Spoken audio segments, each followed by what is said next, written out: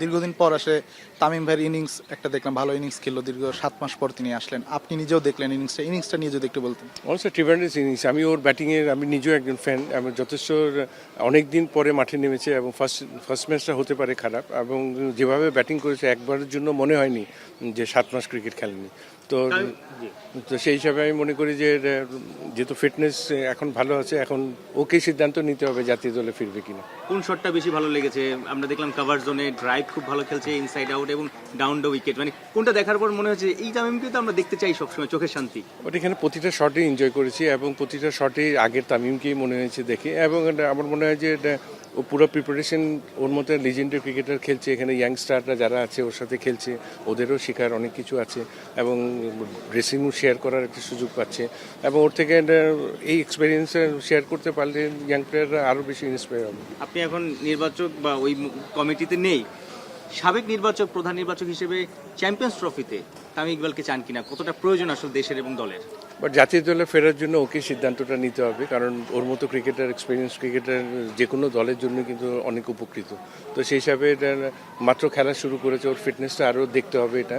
তারপর আমি মনে করি যে ও যেভাবে যাচ্ছে আরও কয়েকটা ম্যাচ খেললে আরও ফিটনেসের উন্নতি হবে, তারপর ও সিদ্ধান্ত নিতে পারে। তারপর ওইরকম বিশ্ব মঞ্চে, অর্থাৎ এরকম আইসিসির বড় মঞ্চে অভিজ্ঞতা তো নিশ্চয়ই একটা দাম আছে। সবসময় অভিজ্ঞতা, ক্রিকেটের অভিজ্ঞতার মূল্যায়ন তো সবসময় করা হয় এবং এটা থাকবে, এবং এক্সপিরিয়েন্সের সাথে কোনো কিছু কম্পেয়ার করা যায় না। সবশেষ চ্যাম্পিয়ন্স ট্রফি 2017-তে আপনি প্রধান নির্বাচক ছিলেন, তামিম ইকবাল ওই টুর্নামেন্টে ইংল্যান্ডে সেঞ্চুরি, 50, অলমোস্ট 2টা সেঞ্চুরি বলা যায়, একটা 95 করে আউট হয়েছিলেন।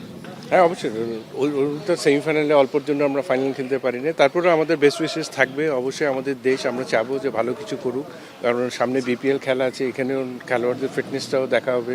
কারণ এখন যেটা বললাম যে অনেক ব্যাক টু ব্যাক কিন্তু সিরিজগুলি চলতে থাকে, তো সেই হিসাবে আমি মনে করি যে প্লেয়ারদের ফিট থাকা কিন্তু ভেরি ইম্পর্টেন্ট। তো সেই হিসাবে চ্যাম্পিয়ন্স ট্রফি কিন্তু বিপিএলের পরপরেই যাবে, সেই হিসাবে প্লেয়ারদের ফিটনেসটাও দেখতে হবে। আমি আশা করছি যে সবাইকে ফিট পেয়ে বেস্ট পসিবল সাইড নিয়ে খেলতে যাবে।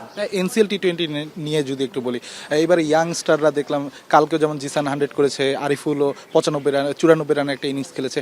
এটা আসলে বাংলাদেশের ক্রিকেটের জন্য, আমরা বিপিএল এর কথা বলছি বারবার, কিন্তু আসলে এটা বাংলাদেশের ক্রিকেটের জন্য এ ধরনের টুর্নামেন্ট আসলে কতটা ভূমিকা রাখবে বলে আপনার? আপনাদের এই টুর্নামেন্টটা করার বিষয়টা যে কিছু লোকাল প্লেয়ারদের জন্য কিন্তু একটা প্ল্যাটফর্ম রেডি করা, এবং এই টুর্নামেন্টগুলি করার একমাত্র উদ্দেশ্য হলো কিন্তু জাতীয় দলের পাইপলাইনে এই ফরম্যাটের খেলোয়াড় দেওয়া। তো সেই হিসাবে চিন্তা করি এখানে বিপিএলের জন্য প্লেয়ার দেওয়ার জন্য এই টুর্নামেন্ট, এটা আমাদের সার্বিক বাংলাদেশের ক্রিকেটের উন্নতির জন্য এই ফরম্যাটে যেহেতু আমরা পিছিয়ে আছি, ওই চিন্তাভাবনা করে এই টুর্নামেন্টটা করা, এবং এখান থেকে যাতে আমরা ভালো কিছু ক্রিকেটার পাই যেটা আমাদের জাতীয় দলের কাজে লাগবে, এবং ফাস্ট বোলার, ব্যাটসম্যান, স্পিনার, যেটা উইকেট কিপার, সব ডিপার্টমেন্টে এখানে মনিটরিং করছে সিলেক্টররা। তো আমার মনে হয় যে এখানে কিছু প্লেয়ারের পারফরমেন্স এই কয়টা ম্যাচে কিন্তু ভেরি মাচ নোটেড, এবং যথেষ্ট ভালো লেগেছে, এনজয় করেছি, এবং কন্টিনিউ ভালো একটা প্রসেসের মধ্যে থাকলে আরও উন্নতি করবে। মার্শাল আইয়ুব, সোহাগ গাজীর মতো সিনিয়র ক্রিকেটাররা এখানে খেলছেন, তো মুনিম শাহরিয়ার এবার দল পাননি, সেটার কারণ কি? যেহেতু বিসিবির রাডারে থাকার কথা টি20 হিসেবে, আপনার কাছে আমি আপনাকে সাবেক নির্বাচক হিসেবে বলছি যে এটা আসলে তরুণ ক্রিকেটার হিসেবে, বা মুনিম শাহরিয়ার যেভাবে টি20 খেলেছে এর আগে, তিনি তো রাডারে থাকার কথা। তো যারা টি20 ক্রিকেট বিবেচনায় নেই অনেকেই কিন্তু খেলছেন এখানে, তো সেই জায়গা থেকে আসলে তার তো থাকাটা, মানে না থাকাটা দুর্ভাগ্যজনক। আমি যতটুকু কালকে জেনেছি ও এসে ইনজুরিতে পড়েছে, ও কিন্তু টিমের সাথে এসে জয়েন করেছিল, এবং ওর ইনজুরির রেকর্ডটা কিন্তু অনেক দিন।